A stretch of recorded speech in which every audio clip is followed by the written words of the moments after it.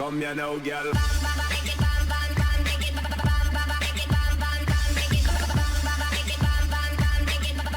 Hello and welcome to Bonbonbee's The Best of 2017. I'm Bonbonbee and of course you are very, very welcome. Well, thanks to absolutely everyone who's been along on this journey of discovery. I launched What Map back in the beginning of February 2017, which is almost 11 months ago now, and the channel has changed shape and grown, well, exponentially because of it. Now, between now and the new year, I wanted to take a look at a few of my favourite maps of the year before we can move on to 2018 and start all over again. But the Best of 2017 isn't really an accurate name for the show. You see, I'm not actually going to be using the 5-star ratings that I normally use, nor picking out seal of approval winners, or even, from the Best of What Map, the blue ribbon winners. Anyway, you can go back and look at those at any time, so are they really the best anyway? It's just my opinion. So anyway, I've reviewed maps not just from this year, but also from 2016 and 2015 too, and it would be unfair not to include those to be considered also. So, picking 6 maps from nearly 300 isn't easy, and I haven't got time to go through and watch all of my old videos again. So what we have this week are the ones that weren't just good, but left a mark on me. A more accurate name for this week would be Bonbonbee's The Most Memorable Good Maps That He Reviewed in the Year of 2017. But it's not that catchy, so please forgive me when I stick with the Best of 17, eh? Right, now, bit of a disappointment for me.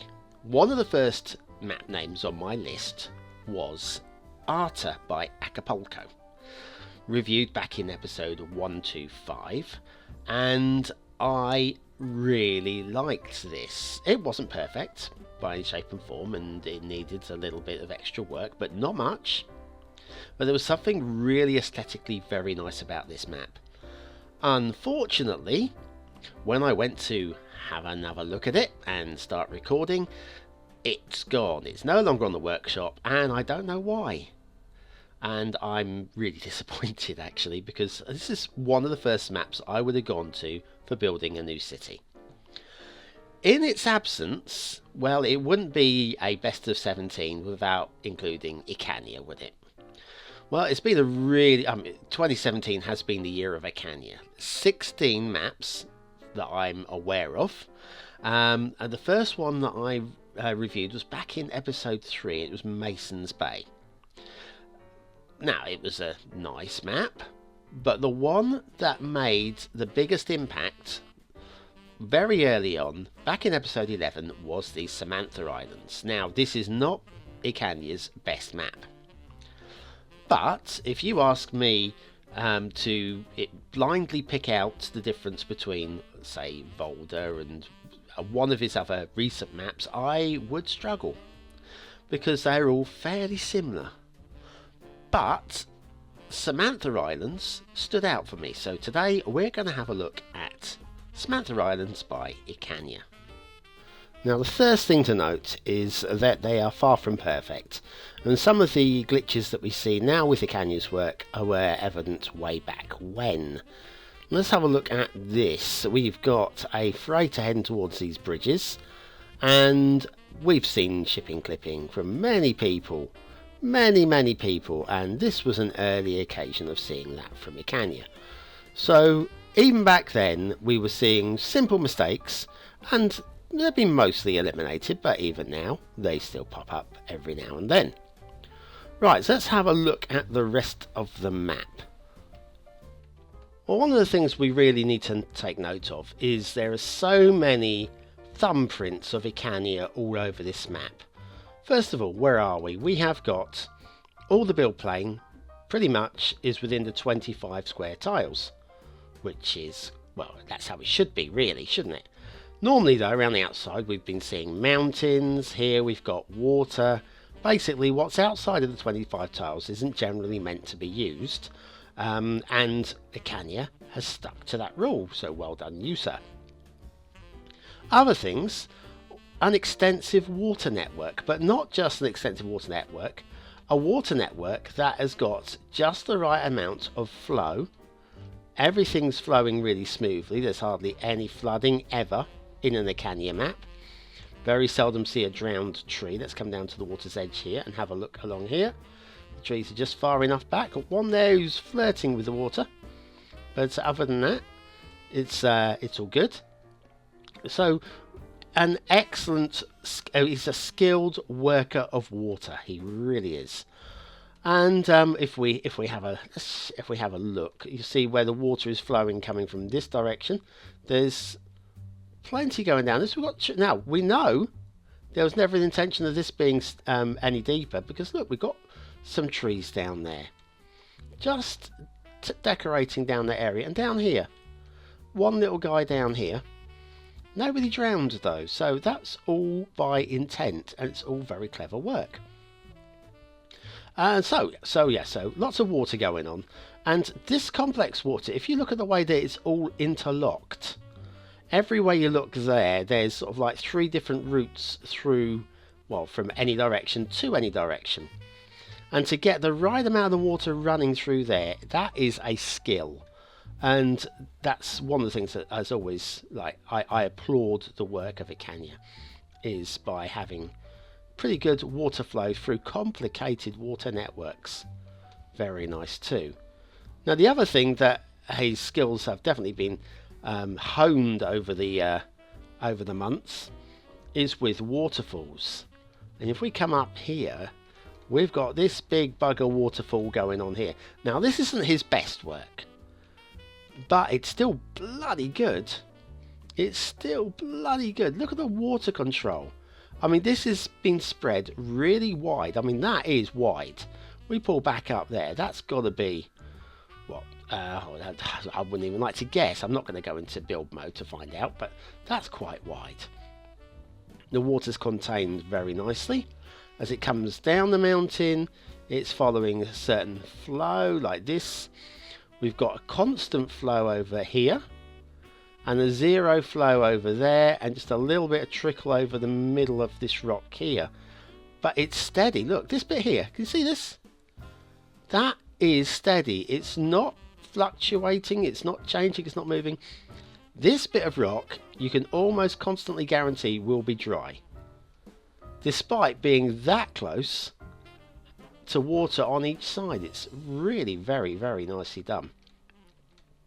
So it's lacking a little bit of detailing in terms of rocks, etc., which you would see in more modern maps, but this is an early sign that we are dealing with a master map maker. And at the top, well, this isn't realistic to me, but this is a fantasy map. The amount of water that's coming out of the top of the mountain there, not real, but we let that go with this style of map. Very nice. Now if we come down and have a look at some of the trees on the mountains here, just clusters, and this is an early sign of ecania's work, the way that he clusters the trees together. More recently in more design, though, here we've got a little cluster of trees, 2 tones of trees together, and then a batch of the pine trees there. And in more recent times, this is more finely detailed rather than this. And in some ways, I actually prefer this, because this is somewhere between realistic and decorative. In the more modern maps, it's definitely far more decorative. I come over and have a look at this little patch as well. Still very, very nice indeed.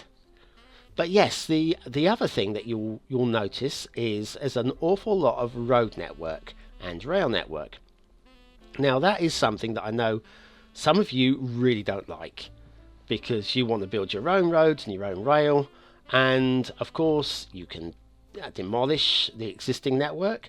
And I always review a map based on what's been put down before, and if it's just one little road in and that's all there is, then I'll review that. And if it's an extensive network, I'll review the whole piggin thing. And in this case, it's a whole piggin thing. Now, if you don't like extensive road networks, then, well, ecania is not going to be a favourite of yours. That said, you have to admit that this guy is an artist when it comes to maps. This guy is particularly good. So yeah, so we've got the magic tunnels like this one here. Here's a classic example of a magic tunnel. doesn't need to go underground at this point, especially when it's only emerging over here. Now, if that had gone overground, it probably, to avoid all of here, the route it would have taken would have been kind of like across here, and then around here, and then down there. And that would have taken up an awful lot of build space. Although we do have the rail cutting through as well, which is across here, and then dips in there. Now, this was one of those, the best magic tunnels there is. Where the hell does that come out? And it's a straight line right over to this one. And then a little bit further down, we've got another tunnel that just goes under here, and I don't like that at all. If I'm honest with you, it fits the mould though. It fits the mould, and I think the whole thing is an outstanding piece of work. Is there anything else we should look at? Yes, let's have a look at these little rivers. This is like, just once again, the water control here. How difficult is it to actually place a water point and then have a good water flow of a river? Well, not easy. But what ecania's got here is he's got the water going in two directions. He's got the exact water flow to have the exact amount of water coming out on each side. And that is just brilliant, brilliant technical work. The bridges, going to expect perfect bridges. Once again, does it want to be this high? If there's a shipping route underneath it, then possibly. I don't know if there is here, actually. Shall we? Yeah, there's no shipping route through that one. Although this one is going to be coming through here. See, now this is not too bad. Is the bridge high enough, though, is a question. Shall we speed it up? And lower it down. Yeah, that's not quite tall enough. So that, like I say, minor detailing problems with the map. And this is why I'm saying this week's maps aren't necessarily the very, very, very best. But they're the ones that I remember. Let's have a look at some of the detailing down here. So yeah, just little areas like this where it's kind of like almost desert-esque. We've got some like a change of foliage here. We've got bricks and stones. It's just adds a little bit of variety. And over here again, a little bit of variety over here. Adds a little bit of variety to the map. And I've got to like that. The rail, I mean, the rail doesn't necessarily make any sense. It doesn't have to make any sense, but it works. There's no stupidly steep slopes, which in the canyon map isn't often going to happen because there aren't many mountains to navigate. Let's have a look at some of these intersection choices, like this one here. Very, very nice. Just basic, just simple, plopped, but chosen with care. This bridge here, I'm not sure if I'm a big fan of it. It's the lopsided one. It's lower at one side, higher at the other. I'm not sure whether I would have preferred that to be level at both ends, and with a bit of tapered terraforming up. Be difficult too with the intersection being this close to it. I don't know. I really don't know whether I would have changed that. But all told, it's a very pretty map. Like I say, it's a good year old, this one. And say, oh, look at the reds. We've got the reds over here. There we are. Oh, hang on, there's some greens in there. See, now, my colour vision, I didn't even see those greens in there.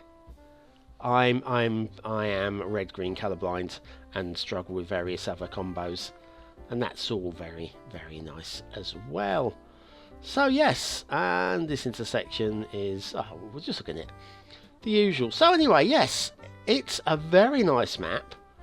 I think, honestly, if I had to pick one map to build on, if it can is, it would quite possibly be this one. The complicated network of roads, you'd have to study that very in depth to make sure that you're using it to its absolute maximum. But I think there's the optimal amount of build space. There's plenty of options in terms of, you know, if you want to terraform the land a little bit. to make a bit more room on the outside, make an extra island or two of your own.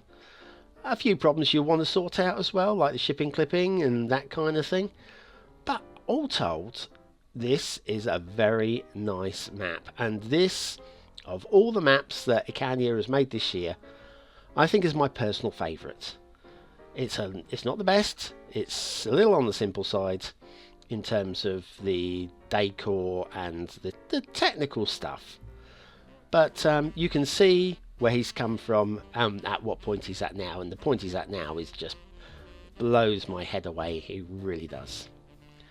Right, well that's it for today. Don't forget to join me tomorrow where we'll have the second of my best of 2017. They're not necessarily say there are no more Ecania maps this week. Don't worry, I'm not going to put any more in. There is no point in doing another Ecania map. We have got a real mixture of maps. I've got an island map coming up, which I just fell in love with the moment I saw it. We've got another map which is quite flat, very realistic, with an extensive road network. For those of you that hate the road networks, you'll hate that one. And we've got some other general stuff. And I'm going to save probably my favourite map of the year. Very difficult to call a favourite map, but my favourite map of the year I will save until Saturday. It's glorious. I know a lot of you rate it very, very highly indeed as well. Right, that's it. Thanks for watching, commenting, liking and subscribing. Feel free to join me on Patreon. Join the party over there, $1 a month. And I'm going to be throwing in all sorts of new and exciting things in the new year when I think of something new and exciting to throw in. Because that's how I roll. Have a great day. Have a very, very Merry Christmas. And if you're watching this on Christmas Day, why haven't you got a life? Thanks for watching, and I'll see you tomorrow.